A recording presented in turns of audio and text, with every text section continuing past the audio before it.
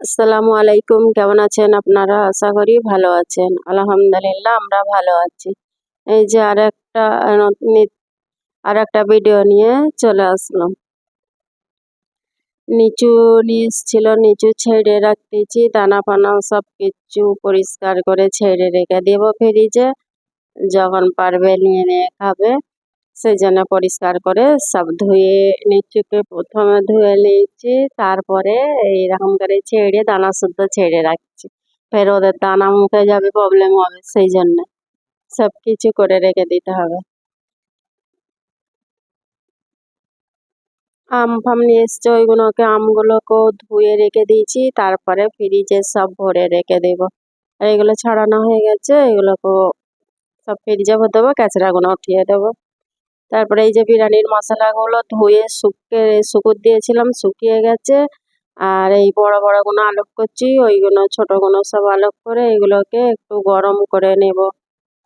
আর এই তেজপাতাগুলো শুকিয়ে নিয়েছি ধুয়ে, এই তো এতে সব বালি ফালি থাকে, সেই জন্য তেজপাতাকেও ধুয়ে শুকনো হয়ে গেছে। একেও একটু গরম করে নিচ্ছি, গরম করে নিলে পরে জলদি পিষে মোলায়েম হয়ে যাবে, নাই তো একটু পাতা পাতা রয়ে যাবে। সেই জন্য এগুলোকেও একটু গরম করে নিচ্ছি, গরম করে নিলে বেশ ভালো হয় পিষলে।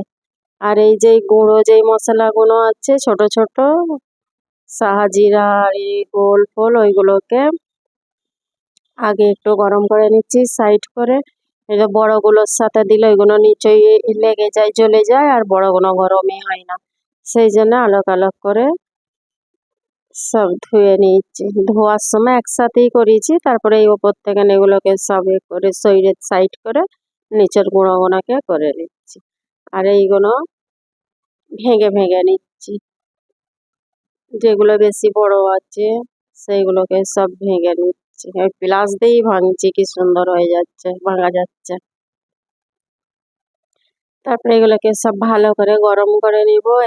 এইটা তো বকরিদের জন্য সব মশলা পিষে রাখবো, সেই জন্য সব আগে থাকতে রেডি করে রাখছি। মশলা খতম হয়ে গেছে, বকরিদের তো এইসব মশলা বেশি প্রয়োজন পড়ে, সেই জন্য বেশি করে একটু ভেজে রাখলে পরে থাকে, অনেক দিনই চলবে।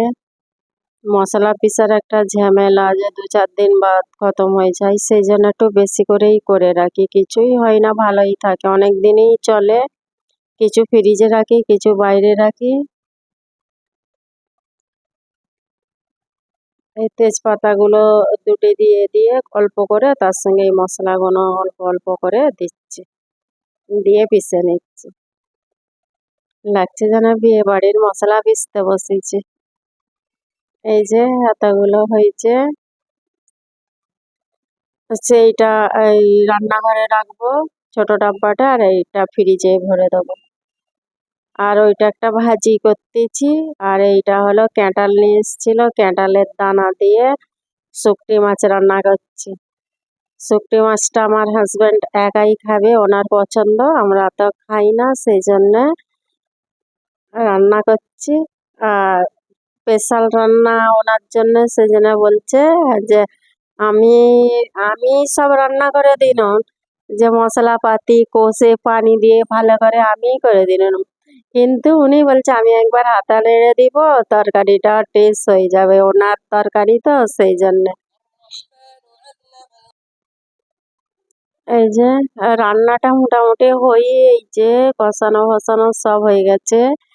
তারপরে উনি দোকান থেকে চা খেতে এসছে, এই 11:30 বাজে এখন, চা খেতে এসছে, দেখছে যে আমি শুকটি মাছ রান্না করছি, সেই জন্য এসে বলছে দাও আমি হাতাটা নেড়ে দিচ্ছি, তরকারিটা টেস্ট হয়ে যাবে। এই যে চা বসিয়ে দিয়েছি, খাবে। যারা শুকটি মাছ খায় তাদের জন্য ভালোই, আর যারা খায় না তাদের জন্য প্রবলেম। ক্যাঁঠাল দানা দিয়ে শুকটি মাছ যারা খায় তাদের ফেভারেট।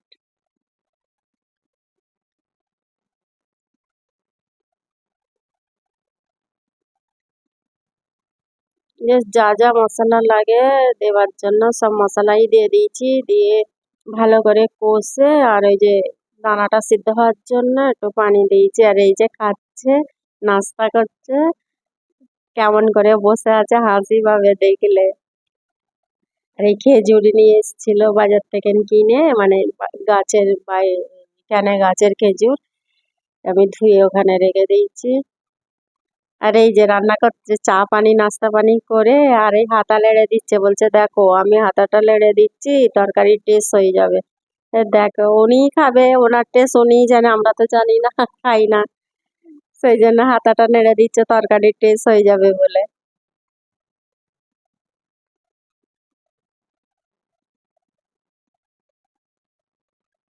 হয়ে গেছে, যে বলছে আমি রান্না করে দিলাম, হয়ে গেল। দোকানে চলে যাচ্ছে। আমাদের ঘর থেকে দোকান যত দূর নয়, 2 মিনিট লাগে যেতে।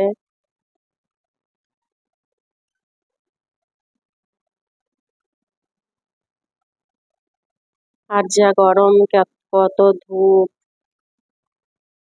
বাইরেটাই দেখলেও ভয় লাগবে, এত ধূপ গরমে। এখানে একটা আম গাছ আছে, আম গাছের ছিমোটা আছে বলে এখানটা একটু হাওয়া শান্তি লাগে।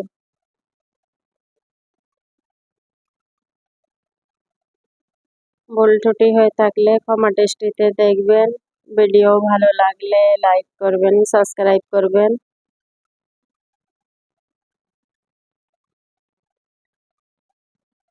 আর আমাদের এইখানে 2 দিন ধরে নেটটা কেটে রেখেছিল একটু প্রবলেমের জন্য, সেই জন্য ভিডিওটা দেওয়া হয়নি।